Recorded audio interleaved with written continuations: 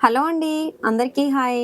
ఎలా ఉన్నారు? అందరూ బాగున్నారా? వెల్కమ్ టు అవర్ ఛానల్ అంజలి రమ. ఈ రోజు అయితే నేను నా ఫుల్ డే వ్లాగ్ ని మీతో షేర్ చేసుకోవాలి అనుకుంటున్నాను. వీడియో స్కిప్ చేయకుండా లాస్ట్ వరకు చూసి ఈ వ్లాగ్ మీకు ఎలా అనిపించింది అనేది నాకు కామెంట్ లో తెలియజేయండి. వీడియో నచ్చితే లైక్ చేసి మన ఛానల్ ని సబ్స్క్రైబ్ చేసుకొని ఇలాగే మీ సపోర్ట్ అయితే అందిస్తారని ఆశిస్తున్నాను. ఈ రోజు అయితే నేను ఒక పెద్ద పని పెట్టుకున్నాను అన్నమాట. దాదాపుగా 50 మందికి నేను ఒక్కదాన్నే వంట చేయాలి అని అనుకుంటున్నాను. మార్నింగ్ 5కి లేచిన దగ్గర నుంచి నైట్ పడుకునేదాకా అస్సలు రెస్ట్ లేదు. ఈ రోజు అయితే ఏదో ఒక పని చేస్తూనే ఉన్నాను. మార్నింగ్ 5కి లేచి ఇంట్లో చిన్న చిన్న పనులు ఉంటాయి కదా, అవన్నీ ఫస్ట్ చేసుకున్నాను అనమాట. ఎలాగో వంట చేస్తున్నాను కదా, ఆఫ్టర్నూన్ కి నైట్ కి అయితే ఇంకా వంట ప్రిపేర్ చేయాల్సిన పని లేదు. పిల్లల కోసమని విడిగా అయితే నేను ఉప్మా చేశాను.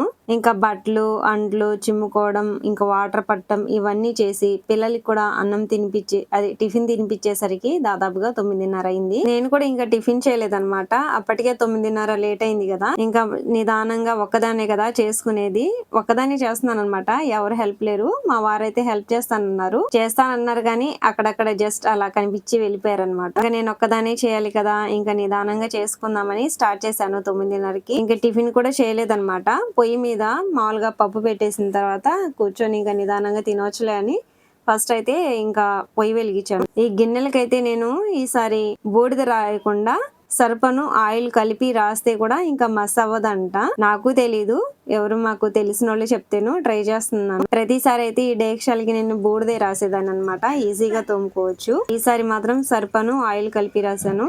బాగానే ఉన్నాయి, ఈజీగానే మసిపోయింది. ఇంక ఇప్పటి నుంచి ఇదే ట్రై చేయాలన్నమాట. ఒక 2 కేజీల వరకు సాంబార్ అయితే చేద్దామని ఇంకా పొయ్యి మీద వేడి నీళ్ళు పెట్టేశాను. మా వారు డేక్షల్ ఎత్తుకొచ్చి పొయ్యి మీద పెట్టడం, లేదంటే పొయ్యి వెలిగడం ఇలాంటి చిన్న చిన్న పనులు అయితే హెల్ప్ చేశారనమాట. చాలు అదైనా. ఇంకా పప్పుకి నీళ్లు మరిగే లోపల టిఫిన్ అయినా చేద్దామని కూర్చున్నాను అనమాట. ఎప్పుడో ఉదయం 7:30కే టిఫిన్ అయితే ప్రిపేర్ చేశాను. కానీ నేను తినేసరికి 9:30, 10 అయిందనమాట. ఉప్మా గట్టిగా అయిపోయింది. పైగా ఇది బొంబాయి రవ్వ ఉప్మా అనమాట. ప్రతిసారి బొంబాయి రవ్వ ఉప్మా చేసినప్పుడు నేను పల్లి చట్నీ చేస్తాను. కానీ ఈ రోజు ఇంకా టైం కుదరలేక షుగర్ వేసుకొని తింటున్నాను. మా పిల్లలిద్దరు కూడా తినేసి ఆడుకుంటున్నారు. మంచం మీద కూర్చుంది ఎవరైనా చూస్తున్నారేమో, తను మా చెల్లి. ఆల్మోస్ట్ కొందరికి తెలిసే ఉంటుంది. నేనే ఫోన్ చేసి పిలిచాను, అంటే ఇంటికి వచ్చిందనమాట. మా చెల్లేమో ఇంకా హెల్ప్ చేసిద్దిలే కూరగాయలు ఏమైనా కట్ చేయడానికని, లేదంటే పిల్లల్ని చూసుకున్నా సరే ఇంకా నేనే చేసుకోవచ్చులే అని పిలిచాను అనమాట. ఇక నేను టిఫిన్ చేసే లోపల నీళ్లు కూడా బాగా మరుగుతున్నాయి. అందులో ఇంకా కందిపప్పు 1.5 కేజీన్నర వరకు కడిగి ఇంకా అందులో వేసేసాను. ఫస్ట్ ఇంకా సాంబార్ చేసేస్తే తర్వాత అన్నం కానీ ఇంకా వేరే ఏదైనా ఉంటే ఈజీగా అయిపోద్ది అనమాట. మెయిన్ గా సాంబార్ అంటే ఈ పప్పు ఉడకడానికి కొంచెం టైం పట్టింది కదా, అందుకని ఇంకా స్టార్టింగ్ నేను ఇంకా పప్పే పెట్టేశాను పొయ్యి మీద. పైగా ఆ రోజు అయితే ఎండ ఎక్కువగా ఉంది. వేరే పొయ్యి ఇంకా ఎండలో పెట్టి చేయడం ఎందుకులే, ఇక నీడన ఒకే పొయ్యి మీద నిదానంగా చేసుకోవచ్చులే. ఎప్పుడు ఆఫ్టర్నూన్ కదా ఇంకా భోజనం పెట్టేదని ఇంకా నిదానంగా నేనే చేసుకుంటున్నాను. అదైతే కింద అంతా మట్టే కదా, ఇంకా కూరగాయలు మట్టిలో కూర్చొని కట్ చేయడం ఎందుకులని చాప్ అయితే వేసేసాను. చాప్ మీద కూర్చొని కూరగాయలు కట్ చేసినా ఏదైనా కింద పడినా కూడా ఈజీగా ఉంటుంది. నేను చాపేసేనా లేదో మా అమ్మాయి వచ్చి మంచిగా కూర్చొని ఆడుకుంటుంది. ఇంకా ఆ రోజు అయితే మా పిల్లలిద్దరు మంచిగా ఆడుకున్నారు, అస్సలు సతాయించలేదు. సాంబార్లు అంటే కూరగాయలే మెయిన్ ఇంపార్టెంట్ కదా, అవి ఒక్కదాన్ని కోసుకున్నాను. వారు కూడా హెల్ప్ చేస్తానన్నారు కానీ కట్టిపీట ఒక్కటే ఉందన్నమాట. ఇంట్లో చాకు అయితే ఉంది కానీ మా వారికి చాకుతో కూరగాయలు కట్ చేయడం అస్సలు రాదు. అంటే మాకు కట్టిపీటే అలవాటు అనమాట, చాకుతో అలవాటు లేదు కదా.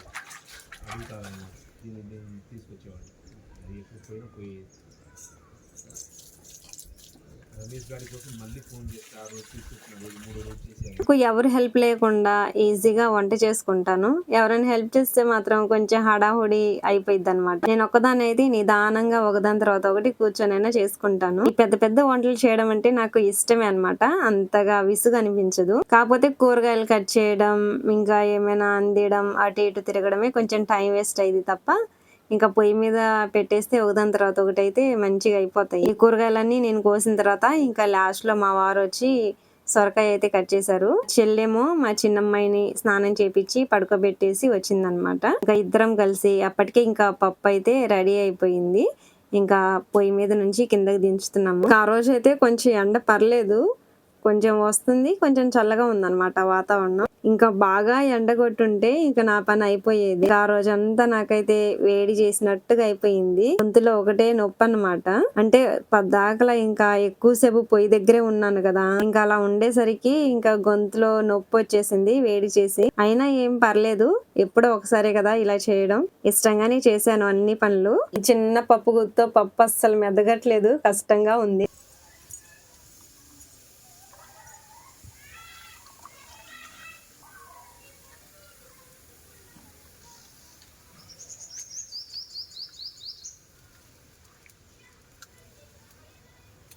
చిన్న పప్పు గుత్తి తీసుకొని తిప్పి తిప్పి నా చెయ్యి అయితే నొప్పి వచ్చేసింది. దాదాపుగా గంట సేపు ఏమో ఉడకబెట్టాను అనుకుంటాను, అయినా కొంచెం ఉడకలేదు. కుక్కర్లో అయితే ఈజీగా అయిపోయింది, ఇలా పొయ్యి మీద అంటే కొంచెం కష్టంగానే ఉంటది. ఇక మా చెల్లికేమో చింతపండు గుజ్జు తీసే పని అయితే అప్పగించేశాను. పెద్ద పెద్ద పనులు ఇక తనతో చేయించడం బాగోదు కదా, లేక లేక ఇంటికి వచ్చింది, కొంచెం రెస్ట్ తీసుకుందామని. మళ్ళీ పని చేయిస్తే బాగోదు.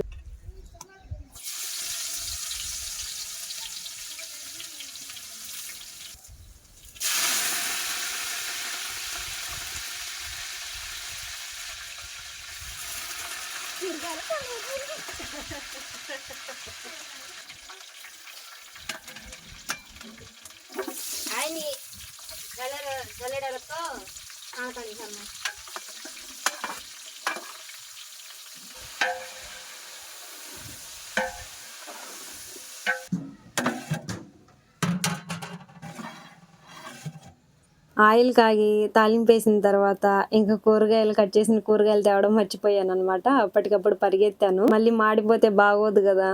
చెప్పానుగా, ఇంకా నాది కోడి బుర్ర అనమాట. ఒక్కోసారి ఏమి జ్ఞాపకం ఉండదు, అన్ని మర్చిపోతాను. 15K సబ్స్క్రైబర్స్ వచ్చినప్పుడు లైవ్ పెడదామని కూడా అనుకున్నాను అనమాట. 15K దాటిపోయింది, కానీ లైవ్ పెట్టాలి అన్న సంగతి కూడా మర్చిపోయాను. ఇప్పుడైతే 20K అయిపోయిన తర్వాత ఇంకా లైవ్ లోకి వద్దాము అనుకుంటున్నాను, కానీ ఇంకా 16 దగ్గరే ఉందన్నమాట. త్వరగా అవ్వట్లేదు, సబ్స్క్రైబర్స్ రీచ్ అవ్వట్లేదు అనమాట. 20K అయిపోతే కంపల్సరీగా ఒక లైవ్ అయితే పెట్టాలి అనుకుంటున్నాను. మీ అందరితో కాసేపు మాట్లాడాలని ఉంది.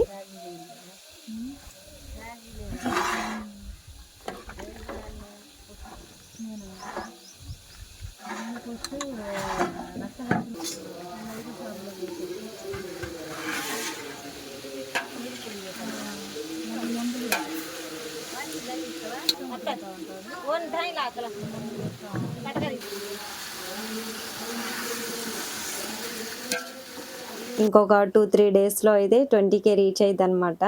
లైవ్ లోకి వద్దాము. మీ అందరికి ఇష్టమేనా లైవ్ లోకి రావడం అంటే? నాకు కామెంట్ లో తెలియచేయండి, దాన్ని బట్టి మనం లైవ్ ప్లాన్ చేసుకుందాం. సాంబార్ కూడా రెడీ అయిపోయిన తర్వాత దొండకాయ చట్నీ చేద్దామని ఇంకా అవి కూడా పెట్టేశాను పొయ్యి మీద. అందులోకి మా అమ్మ కూడా వచ్చింది. మా అమ్మకేమో ఇంకా బియ్యం క్లీన్ చేసే పని అప్పగిచ్చేసాను అనమాట. ఆ తర్వాత లాస్ట్ కి ఇంకా పచ్చడి నూరే టయానికి ఈ అక్కోళ్ళు వచ్చి కూడా హెల్ప్ చేశారు.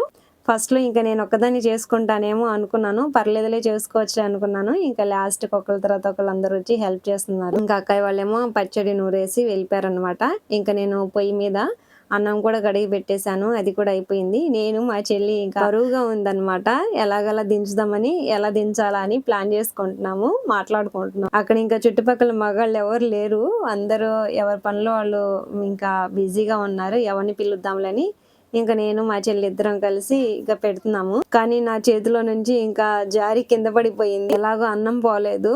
నేను పట్టుకున్న మసిగుడ్డేమో కొంచెం సిల్కుదనమాట, చెయ్యి అయితే జారిపోయింది. అప్పటికి ఒకదాని తర్వాత ఇంకా వంట చేసేసరికి దాదాపుగా మధ్యాహ్నం 2 అయిందనమాట. కరెక్ట్ టయానికి ఇంకా రెడీ చేసేసాను. నేనే వంట చేసి నేనే వడ్డించాను కూడా. వడ్డించేటప్పుడు ఇంకా వీడియో తీసుకోవడం మర్చిపోయాను. ఇంకా అందరు తినేటప్పుడు మాత్రం ఇంకా చిన్న క్లిప్ అయితే తీసుకున్నాను. అన్నం మాత్రం కొంచెం ఒక 2 కేజీల వరకు మిగిలింది. నేను ఎలా అంటే కొంచెం అన్నం ఎక్కువైనా పర్లేదు, మిగిలినా పర్లేదు, కానీ ఎవరికి తక్కువ కాకూడదు అని అలా ఉంటానన్నమాట. అందుకే కొంచెం బియ్యం ఎక్కువే పోసాము. పర్లేదు, ఈ అన్నం కొంచెం పడేసినా కూడా వీధి కుక్కలు ఉంటాయి కదా, అవి అయితే తినేస్తాయి. ఇక నైట్ మేము కూడా మిగిలిన అన్నమను మామూలుగా పచ్చడి, సాంబార్ అవి ఉంటే ఇంకా తినేసి గిన్నెలన్నీ తోమదామా వద్దా అన్నట్టుగా క్లీన్ చేస్తున్నాను. అన్నం మొత్తం పడేసిన తర్వాత ఓపికను బట్టి తోమదాంలే అన్నట్టుగా ఇంకా అన్ని సర్దేస్తున్నాను అనమాట. అప్పటికే ఇంకా నేను పొయ్యి దగ్గరుండి అన్ని వడ్డించి అన్ని పనులు చేసేసరికి కొంచెం టైర్డ్ అయిపోయినట్టుగా అనిపించింది. ఇంకా ఉదయం అయినా సరే తోమోచ్లని ఇంకా అలాగే పెట్టేశాను. వేసిన విస్తరాకులన్నీ ఒక చోట వేశారనమాట. ఇంకా అవి కూడా తీసి ఇంకా పడేయాలి కదా, లేదంటే నైట్ కి నైట్ గాలి ఇంకా వేస్తా ఉంటది కదా, పక్కన వాళ్ళ ఇంటి ముందు వెళ్ళి పడిపోతే ఇంకా మళ్ళీ ఇబ్బంది అయ్యిద్ది. అందుకని ఇంకా అన్ని తీసి ఇంకా చెత్తలో వేసేసాము. ఈ పెద్ద డేక్ష అయితే నా ఒక్కదాని వల్ల అవ్వట్లేదు, మసింది పైగా. అందుకని ఇంకా మా వారి హెల్ప్ తీసుకొని వెళ్తున్నాను. వెనకాల మా పిల్లలు ఇద్దరు కూడా ఇంకా నాకు లైటింగ్ చూపిస్తూ మా పెద్దమ్మాయి నా వెనకాల వచ్చింది. మా చిన్నమ్మాయి కూడా పాపం తను రాదేమనుకున్నా, అంటే నుంచునేదేమో ఒక చోట, నుంచోమని చెప్పాను అనమాట. నుంచోకుండా ఇంక మా వెనకాల పరిగెత్తుకుంటూ వచ్చేసింది. అసలే లైటింగ్ కూడా లేదు కదా, వద్దని చెప్పినా కూడా వచ్చేస్తా ఉండిద్ది. ఇక డేక్షాలు తోమే ఓపిక లేక అన్ని సర్దేసి ఇంక మార్నింగ్ లేచి తోముకోవచ్చులని ఇంకా అలాగే పెట్టేశాను. పొయ్యి దగ్గరుండి వంట చేసే వాళ్ళు నిజంగా ఎక్కువ ఫుడ్ అయితే అసలు తినలేదు. నాకు అర్థమైపోయింది. నేను పొయ్యి దగ్గరే ఉన్నాను కదా ఎక్కువ గంటలు, నేనైతే అసలు అన్నం కొంచెం కూడా నోట్లో పెట్టుకోలేకపోయాను. అయినా బలవంతంగా తిన్నా. అన్నం అయితే మిగిలింది కానీ సాంబారును కొంచెం చట్నీ మాత్రం మిగలలేదు. బాగుందని ఇంకా కొంచెం అందరు మంచిగా తినేసారనమాట. ఇంకా కొన్ని మిగిలింది, అంటే కొంచెం చట్నీ అను సాంబార్ కూడా మిగిలితాను. రాని వాళ్ళకైతే ఇంకా పెట్టి పంపించాను ఇంటికి. ఇంకా ఆ రోజంతా మా ఫుల్ డే అయితే ఇలా గడిచింది. ఈ వ్లాగ్ మీకు ఎలా అనిపించింది, నచ్చిందా? నెక్స్ట్ వ్లాగ్ లో మళ్ళీ కలుద్దాం. లైక్ చేయండి, సబ్స్క్రైబ్ చేయండి. అందరికి బాయ్. Thank you.